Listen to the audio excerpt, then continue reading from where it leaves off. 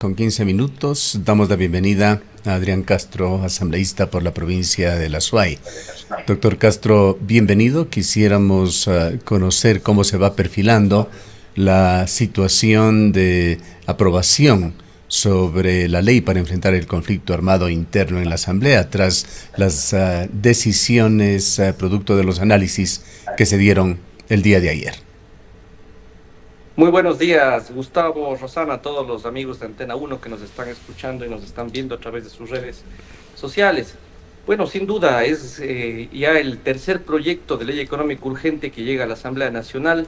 Hoy día vamos a tratar el cuarto, de hecho, que es las reformas a la ley de extinción de dominio, de tal manera que hay que entender esa reforma como un solo cuerpo colegiado, un solo cuerpo normativo, perdón.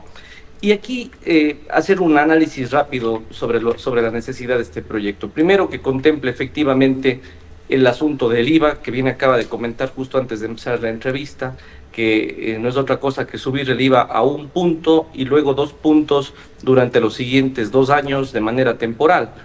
Y lo siguiente que tiene esta ley, pues es el impuesto a salida de divisas. Son dos temas que entiendo han tenido ya un avance importante.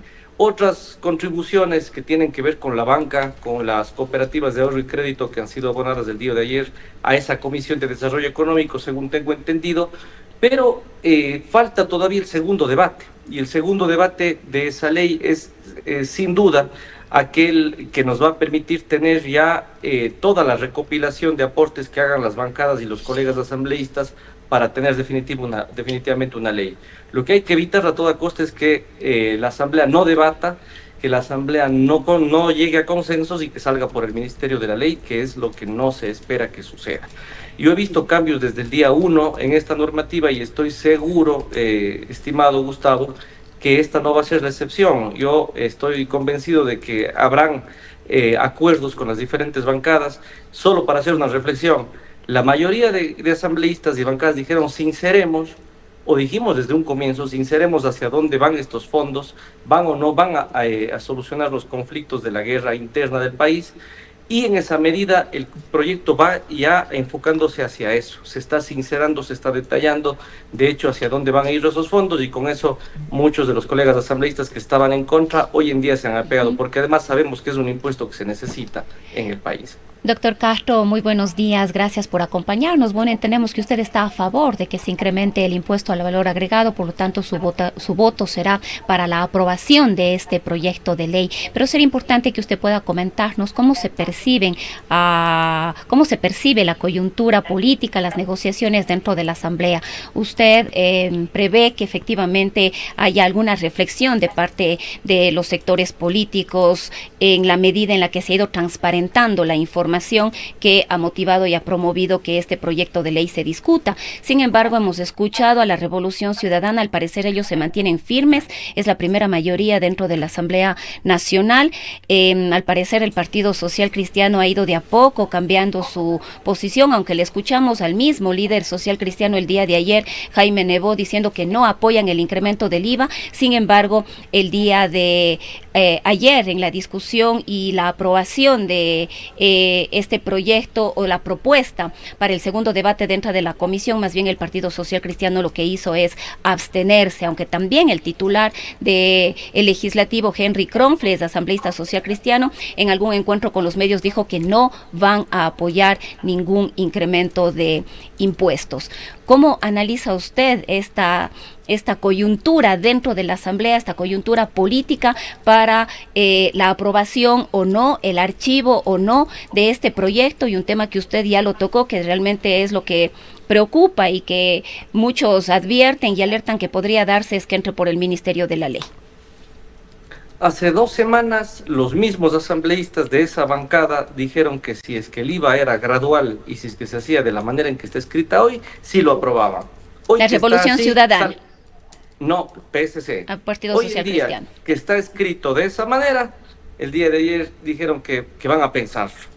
Es decir, yo creo que hay también un mensaje o una forma de hacer las cosas que vienen desde una cabeza y no desde lo que piensa cada uno de los asambleístas. ¿Por qué razón? Porque yo he hablado con algunos de ellos, no solo del PSC, de la RC o de Construye, sino con algunos incluso independientes, que se mantenían en una posición así únicamente porque dice alguien de arriba.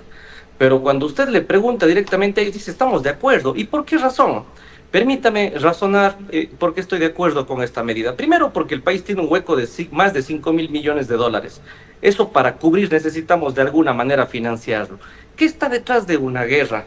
Quitarle el internet, el TV cable a los presos, como acaba de hacer el presidente por primera vez en la historia, teniendo los mismos policías, los mismos militares, las mismas herramientas que tenían los anteriores gobiernos, el presidente ha decidido hacer eso. Segundo, repatriar a los delincuentes que están hoy en día causando hacinamiento en las cárceles, más de 3.000 extranjeros que tienen que irse a su país. Segunda medida importante. Tercera, sacar a las Fuerzas Armadas sin necesidad de decreto ejecutivo.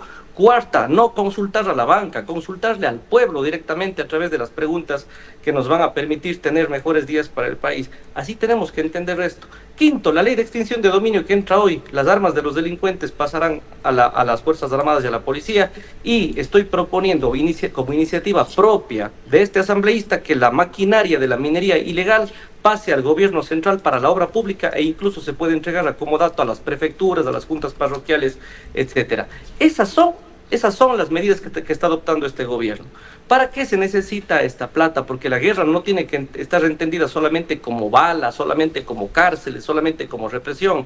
Detrás de la guerra hay proyectos sociales urgentes que está clamando. Por ejemplo, la Universidad de Cuenca no tiene para pagar profesores, proveedores, y por lo tanto eso significa menos estudiantes, menos becas, menos oportunidades, y esos jóvenes que hoy en día, pudiendo estudiar gratuitamente en una universidad, se pasan al lado de la delincuencia, al lado del crimen, del microtráfico, en donde ganan plata rápidamente para poder ayudarle al papá que tampoco tiene trabajo.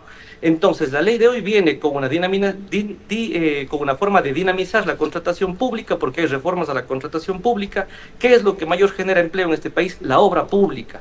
Pero además de eso, el gobierno necesita para hacer canchas deportivas, conservatorios de arte, conservatorios de cultura, para que en las tardes los jóvenes, sobre todo de la costa, centro, norte del país, no salgan a delinquir, no vayan a estar cantando esa canción del Rulay, se vayan a un centro de arte, un centro de cultura, a una cancha deportiva, para poder sacarles de ahí. Esta es la guerra, y para eso se necesita plata. Entonces, si es que no entendemos así las cosas como país, entonces bajemos la Lanford, dejemos ahí las cosas, y que este país siga en manos de las mafias que tienen más plata, que tienen gasolina, que tienen carros, que tienen armas, mientras 400 policías en Cuenca no tienen una pistola. Esa es la realidad. ¿Sí sabe usted que la camioneta que está en Tamarindo tiene que bajar a Cuenca para poner gasolina y volver a Tamarindo, acá en la provincia de La Suay? Es la realidad lacerante de lo que está pasando en la policía, y luego somos los primeros en exigir patrullaje, en exigir seguridad, y más cuando la policía no tiene esas herramientas. Necesitamos fondos en el país, y la gente prefiere hoy en día aportar un poco, además gradualmente, porque el pueblo ha dicho poco a poco, para poder salir de esta guerra y decir, ayúdeme contra estos vacunadores, estos estacionadores, porque estoy queriendo cerrar el Doctor negocio. Castro, quizá lo que hay que añadir en esto es que quienes tienen resistencia con respecto a las fuertes medidas, a que finalmente el pueblo ecuatoriano sea el que pague esto, no van en realidad directamente contra el gobierno de Daniel Noboa. Es el Estado ecuatoriano el que ha venido fallando secuencialmente de gobierno a gobierno, generando todos los problemas que son demasiados como para ponerlos en el marco de una pregunta, pero que todos los conocemos. Entonces, de allí viene la exigencia de que se hagan también reformas, de que se disminuya el tamaño del Estado, que se tomen medidas contra sectores protegidos, que se quiten subsidios que no deberían existir, por ejemplo, de las mineras, etcétera, etcétera, etcétera. Pero yendo al momento actual, esto de una IVA temporal no es un eufemismo, doctor Castro, cuando se está proponiendo una elevación del IVA que sería el 15% en un umbral que cubrirá el 2024, el 2025, es decir, trascenderá incluso a este gobierno, y seguramente, muy probablemente, en un nuevo gobierno, pues las dificultades de Ecuador no van a desaparecer milagrosamente, se lo podría renovar, incluso subir. Cuéntenos esto de la temporalidad. ¿Qué debate se ha dado? ¿Qué garantías hay? ¿Y es realmente o puede ser considerada un alza que iría por 2 años como temporal? Así es, Gustavo. Por eso le dije al inicio de esta entrevista, acuérdese, el hecho de que tenemos que pasar el segundo debate porque van a haber aportes dentro del Pleno de la Asamblea que probablemente para llegar a este consenso nos conduzcan a ese tipo de salidas que las considero además son muy sanas y muy hasta cierto punto sabias para poder resolver este tema de la necesidad urgente. Pero hago otra reflexión. 5.000 millones de dólares de hueco fiscal y los 3 puntos del IVA graduales que se pueden subir apenas nos van a ayudar con más o menos 1.500 millones de dólares. Por eso las otras medidas que usted acaba de mencionar son reales. ¿Qué presidente ha hecho eso? El presidente Noboa a este momento ha dado la disposición para eliminar varias instituciones como la propia EMCO. El día de ayer eliminó la Secretaría de la Seguridad y va a eliminar algunas otras que se crearon en este país en los anteriores gobiernos para engordar la masa salarial, para crear más burocracia y por sobre todo para poder generar ese Estado pipón, una suerte ¿qué le puedo decir? Un gasto innecesario que el país no ve reflejado en obras, bienes o servicios. Pero así como gradual es la medida, gradual es la reactivación económica. Si usted ve la tasa de desempleo hoy en día que tiene el país y el porcentaje de lavado que se hace en este país, reflexionemos, de 2.000 a 5.000 millones de dólares se lavan en este país de forma anual. ¿Sabe qué hizo el presidente Noboa en un solo día en Vinces? Eliminó 22 toneladas de droga que no hizo ni sumando los 3 últimos gobiernos. Eso representaba 1.000 millones de dólares en el mercado internacional en la lucha contra la inseguridad y la delincuencia. Son mensajes de buena fe. Y cuando los gobiernos empiezan a actuar de buena fe, sintonizados, empáticos con las necesidades de la sociedad, hay que entender que el mensaje que viene siguiente en las leyes no es pues un mensaje negativo, sino a decir por una necesidad que estando usted, Gustavo, o yo sentados en el puesto del ministro de Finanzas, tendríamos que analizarla y ponerla sobre el tapete, porque de lo contrario, ¿cómo pago la deuda de la guerra? ¿Cómo le doy el armamento, la logística, el combustible a las Fuerzas Armadas, a la policía? ¿Cómo les mantengo a las Fuerzas Armadas en las calles durante el tiempo que va a durar esta guerra? ¿Cuánto va a durar? No sabemos. A Bukele le ha tomado 4 años tener ese control ahí. Mire que Bukele tomó una mano durísima en El Salvador. ¿Cuánto le va a tomar al Ecuador el hecho doctor de que Castro, permítame afuera de las cárceles? Ir al mismo punto que le planteó ya Rosana, esas posibilidades de que la ley puede ingresar por el Ministerio de la Ley. Usted fue como político local, un crítico muy sólido de todas las maniobras que se hacen en la Asamblea Nacional, en los anteriores congresos, y por eso está usted allí. La gente creyó en usted y le nombró como representante de la provincia de la Azuay. Se teme, y con fundadas razones, de que esta oposición, lo pongo entre comillas, del Partido Social Cristiano, de la Revolución Ciudadana, no sean sino un lavado de manos, una estrategia para lucir consecuentes ante sus electores. ¿Qué posibilidades ve usted de que esto vaya finalmente a ingresar por el Ministerio de la Ley? ¿Y cuáles serían los procedimientos para que esto no suceda? ¿Se debe reformar la propuesta o negarla? ¿Se le debe devolver al Ejecutivo? Pues tantas ideas que han surgido, algunas de esas bastante fuertes, otras medio lunáticas, que se han esgrimido, no pueden ser ingresadas sino por el Ejecutivo, hasta donde nosotros entendemos. La Asamblea no puede crear nuevos impuestos. Recordemos lo que sucedió en el periodo gubernamental anterior, cuando por el Ministerio de la Ley se aprobó el primer decreto económico urgente de Guillermo Lasso, que significó una reforma laboral que incluso el propio Lasso tuvo que recular parte de esta ya hacia el final de su mandato. Así es, Gustavo. Todo puede pasar en el país, la verdad, pero yo sí estoy convencido de que esta asamblea es distinta. Por primera vez en muchos años esta institución tan echada menos tiene una aceptación de más del 60%. Eso es muy positivo y yo no creo que los colegas asambleístas vayan a sacrificar eso por la decisión de una persona que ni siquiera está aquí, de personas que ni siquiera son asambleístas, que están detrás de estas cosas y que lo que están viendo es probablemente también desde un afán electoral, porque ya este año se convierte en electoral para algunas personas. Ya desde el día 1 ha sido así, lamentablemente, pero la Asamblea no puede cambiar su forma de actuar. La Comisión de Desarrollo, Rosana y Gustavo, ha mantenido una posición tan democrática. Yo les puedo garantizar, yo que estoy este rato acá, les puedo decir como un cuencano más, que si es que en 2 días reciben a 36 personas o más, dan muestras de que está recogiendo esos aportes. Tanto es así que el día de ayer hasta en la matriz se hizo constar aquella contribución que tanto causó polémica el día de ayer sobre las remuneraciones, acuérdese usted, y que era parte de un aporte de gremios profesionales. Ese tipo de cosas ocurren en esa comisión. Pero gremios profesionales que tienen que haber entregado y algún asambleísta lo recogió. Todos se lavaban las manos el día de ayer, lo hacía la, ayer nadie sabía de dónde de mismo ADN. vino esa propuesta. El gobierno negó a través del Ministerio de Trabajo. ¿De dónde vino? ¿Qué es lo que conoce usted que está allí cerca? Eran gremios, era una asociación de gremios profesionales que fue la que había entregado eso, y en la matriz de esa comisión de desarrollo, tal como esa posición, había muchas otras más. Claro. Sin embargo, se había filtrado eso, y claro, a través de las redes sociales. En aras de la transparencia es importante que se determine quién introdujo eso en la asamblea. Así es. Yo, la verdad, no estoy en esa comisión, no le puedo decir cuál fue el asambleísta que la recogió, eso no está yo no soy de esa comisión, pero sí puedo, si ustedes me permiten, averiguar el día de hoy y le paso más tarde ese dato. Yo estoy en la comisión obviamente, la investigación del asesinato de Fernando Villavicencio y en la de garantías constitucionales.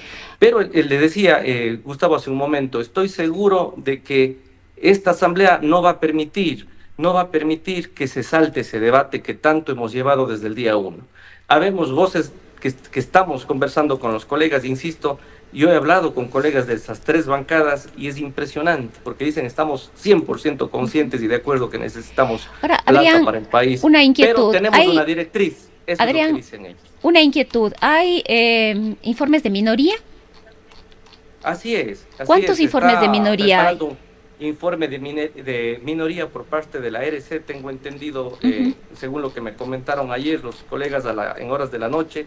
Entonces, sobre esos 2 habría que revisar en el siguiente pleno, ¿no? Ahora, aquí nos quedaba la duda también a la que hacía ya referencia Gustavo, es que si bien el presidente plantea este incremento del IVA, hay otras propuestas desde la Asamblea Nacional que plantean otros impuestos. ¿Pueden los asambleístas plantear e incorporar dentro de uno de los informes de minoría, por ejemplo, o del informe de minoría, estas posibilidades?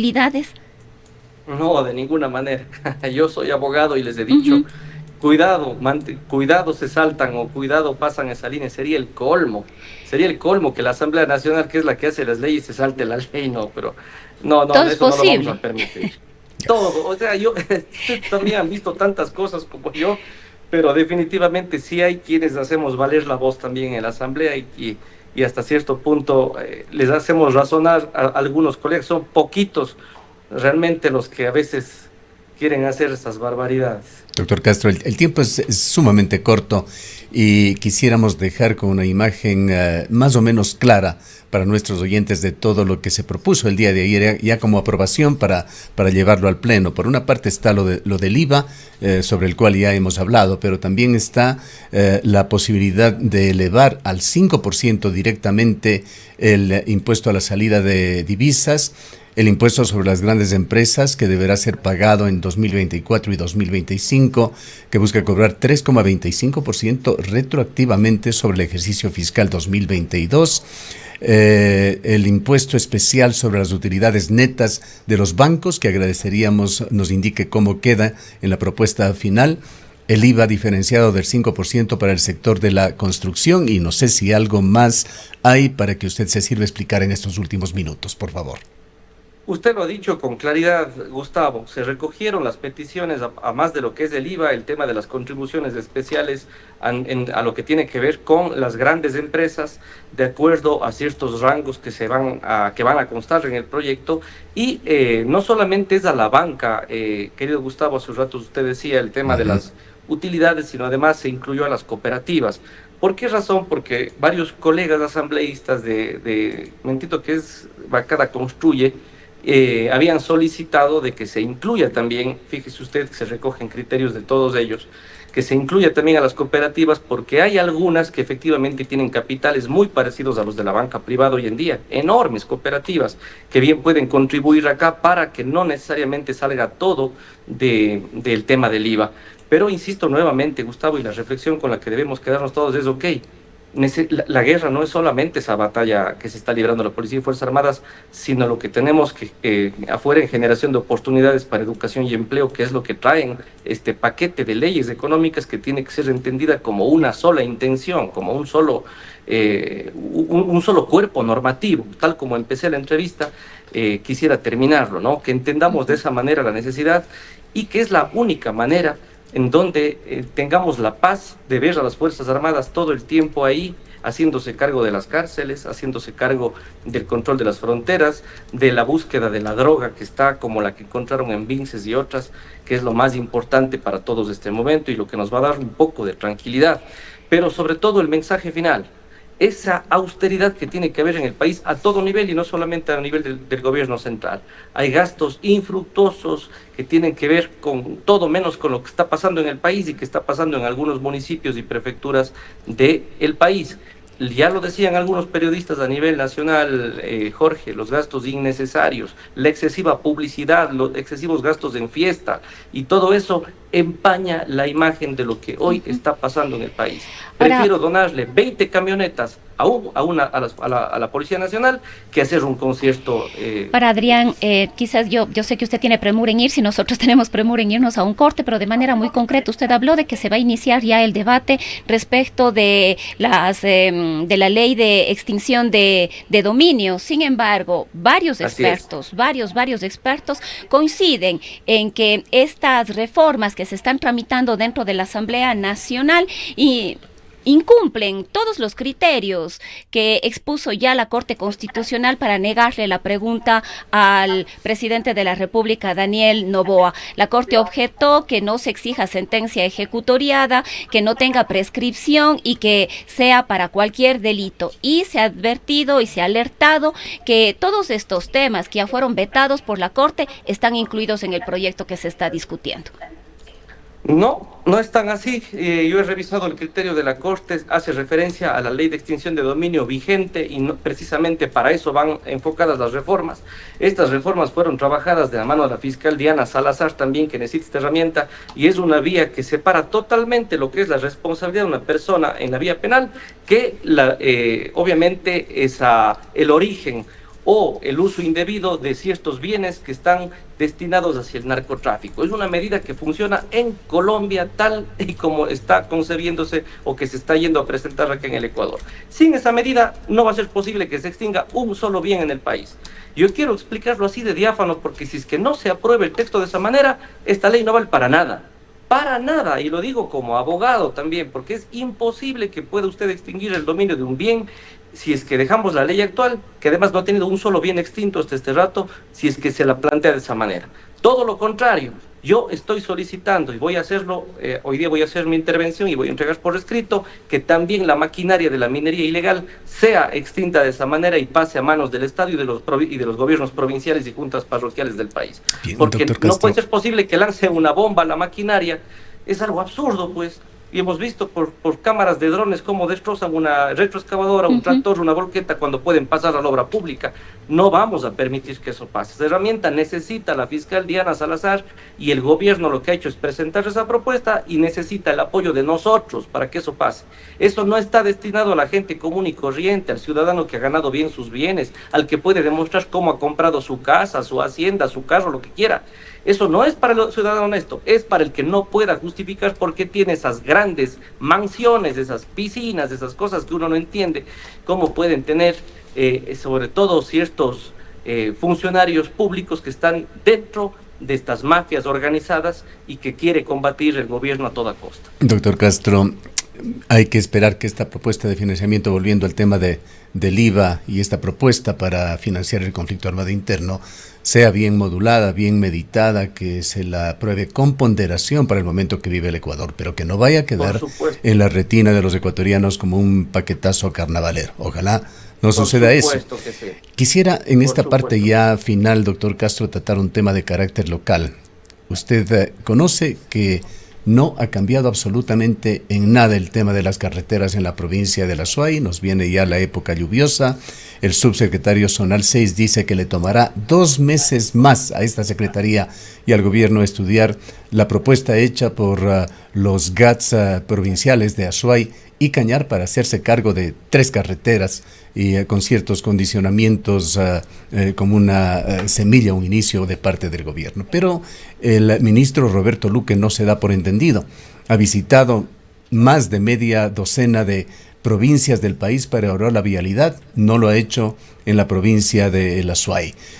¿Por qué los asambleístas de Azuay, de Cañar, que se comprometieron a trabajar juntos, sobre todo los 5 asambleístas del Azuay, no llevan al ministro de Transportes y Obras Públicas a la asamblea como lo han hecho los asambleístas amazónicos, que se muestran mucho más ejecutivos en temas como este? No es tan así, mi querido Gustavo. Hemos hecho los 5 asambleístas de la SUAY no solamente los pedidos de información, sino tenemos ya los datos de cuál es precisamente el vacío fiscal que tiene el gobierno nacional sobre ciertas obras en el país, y eso es precisamente parte del desgobierno que tuvimos anteriormente y que deja una herencia nefasta al actual gobierno. Pero más allá de ver hacia el pasado, nos reunimos los 5 asambleístas con el señor prefecto de la SUAY, revisamos el plan de gestión y eso hemos hecho llegar al MTOP también. Es paso a paso lo que tenemos que hacer acá, no se puede atacar todo al mismo tiempo. Este rato hemos concentrado el 95% de nuestros esfuerzos a plantear propuestas de reformas en temas de seguridad. Es lo que he estado haciendo yo y entiendo que mis colegas han estado haciendo exactamente lo mismo, supongo, y por esa razón es que las cosas estamos tratándolas paralelamente. Pero no podemos descuidar este rato lo más importante, que son estos 2 proyectos últimos que han llegado, en donde estamos dedicados casi al 100%. Hemos pedido al presidente Henry Kronfle que desarchive y que saque y ponga para segundo debate la ley que favorece a la descentralización de los gobiernos autónomos de todo el país, y en esa ley lo que estamos proponiendo es que todas las asignaciones, incluido el IVA, pase directamente a los gobiernos provinciales y cantonales, es decir, prefecturas y municipios.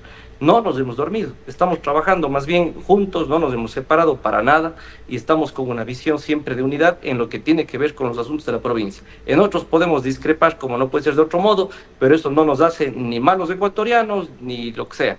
Lo que nos hace es debatir en buena lid y de manera obviamente sana y sin otros temas que no vienen al caso, ¿no? Bien, gracias por haber estado con nosotros, doctor Castro.